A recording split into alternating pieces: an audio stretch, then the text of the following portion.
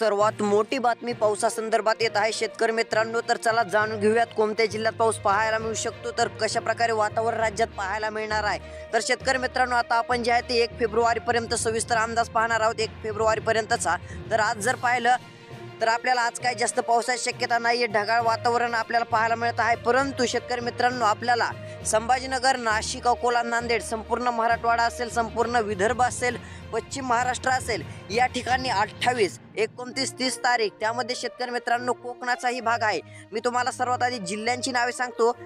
जळगाव असेल, अकोला असेल, नाशिक असेल, छत्रपती संभाजीनगर असेल, नांदेड असेल, नागपूर, चंद्रपूर, सोलापूर, जत, सांगली, कोल्हापूर, पुन्हा कोल्हापूर, सांगली, मुंबई असेल, म्हणजे कोकणातील संपूर्ण जिल्हे आपल्याला पाहायला मिळू शकते। विदर्भातील जिल्हे या ठिकाणी ढगाळ वातावरणामध्ये वाढ होणार आहे।